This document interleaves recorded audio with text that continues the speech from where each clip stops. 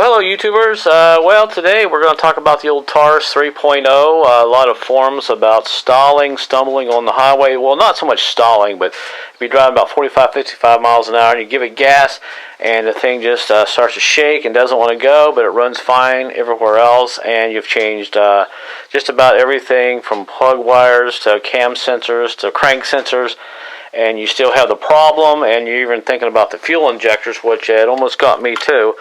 And still, you got the problem, and you're about ready to just put some gasoline in your car and burn it to the ground. Well, don't do it, because what I'm about to tell you is probably going to save you a lot of grief.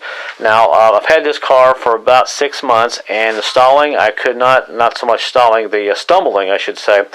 I just couldn't figure it out, and I just was driving me crazy. So let me go back here. I'm going to show you a video from about 2 weeks ago that I made when it was stumbling on the highway. This is my 2000 Taurus, and I'm going about 60, and right now it's cutting out really bad. If you can probably see it in the camera, shaking a little bit there. But when I let up on the gas, it doesn't do it no more. It only does it when I accelerate up on the hills under light load, about 35 to 55 miles an hour, but it never dies or misses. And I'm going to show you what's wrong with it. Couldn't believe it.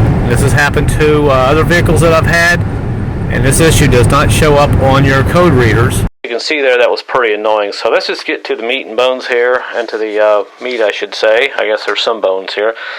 Did everything. Like I said, I even pulled the old cam synchronizer out, tried to time it up, and you know the way you do that on this particular car, that's the crank. And you got a missing tooth right there, then you count 1, 2, 3, 4, 5, 6. And you bring it up to top dead center over here, and you can actually look down in there with a flashlight, and you can see those marks. And I usually just take a big old wrench and put it on the pulley here on the alternator and gently turn it until it comes up, or you can go on the bottom and put a I think it's an 18 millimeter socket on the crank, and you can do it that way. And you bring it up to top dead center, then you just basically come over here where the cam synchronizer is, and I have a video on how to do all that on here. And you want to recheck your cam synchronizer timing, you just drop its baby back in there, and I'll just show you quickly how it's done. There's a little mark right there. You set that guy right there, that thing sticking up right there, I forget what they call it now.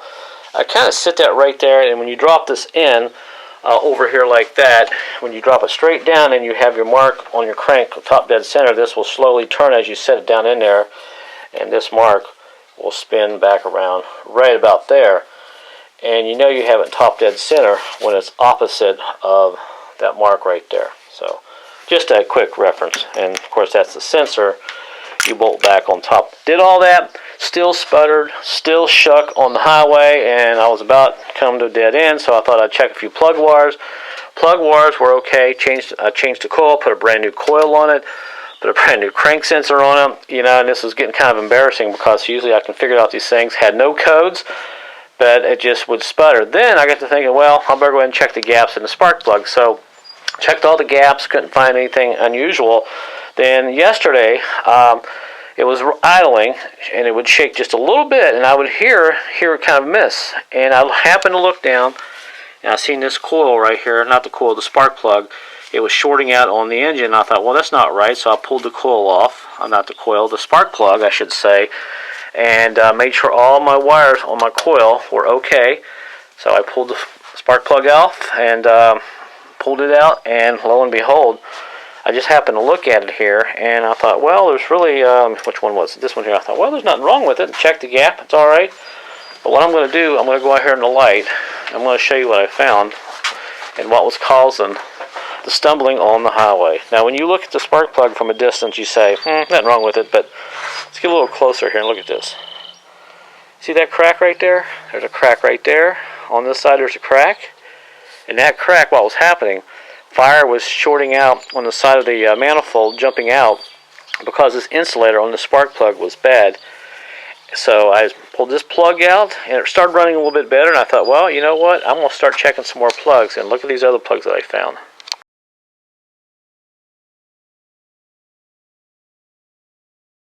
Started looking at all my plugs, and of course, here's the first one I found. It had that little hairline crack in it right there. Here's another plug I found, had a crack in it.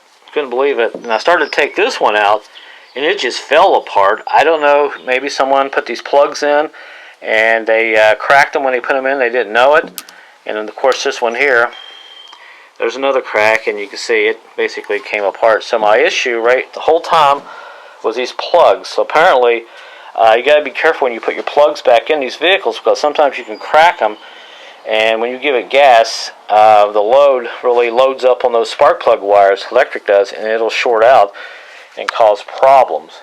That's my major thing for today is when you put spark plugs in, always use a swivel, because when you use something straight and you are at an angle, there's a good chance you can crack this insulator on these plugs and cause a short. So I went on ahead and put all my plugs back in, got some new ones, and the car's been running great, and it has not sputtered once since. So if you're running out of ideas, visually check each spark plug wire, each spark plug, and make sure that you don't have any cracks in them. So that was interesting find for me. I never had this happen before, but I'm not picking on Motorcraft or the other brand here. I'm not sure which was Motorcraft and Autolite, I believe it was.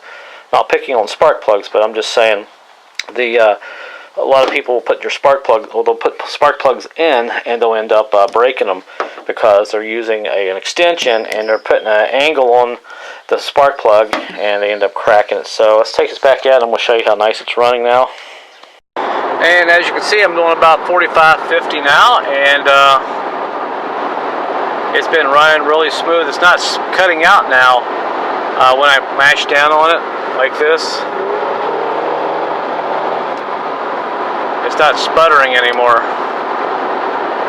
stumbling and all that good stuff. So I can't believe this is what was causing it right here.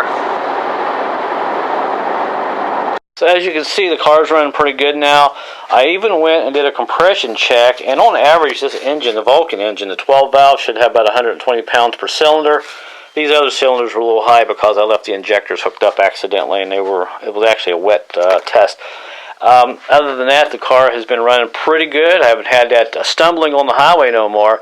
But before you do your plugs, just verify that your cam synchronizer is okay. If it's not squeaking, then more than likely it's okay, but you can check the timing in it just to verify if you're running out of options.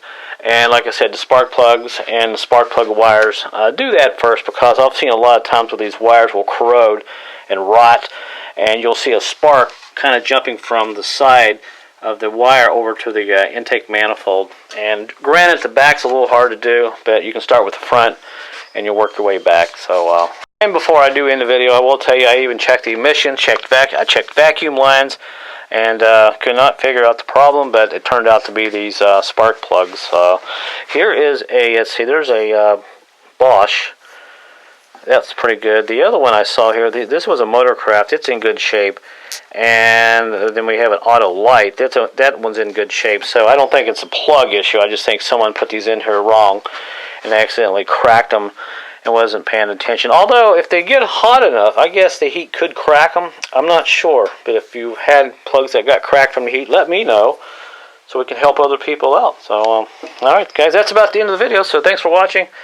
Take this out and enjoy my new ride for a while, and we'll see how it goes. But couldn't believe it the whole time. Well, my situation, it was just plugs. Now, your situation could be entirely different, but, you know, plugs, definitely check for those hairline cracks and those plugs shorting out sometimes against the engine.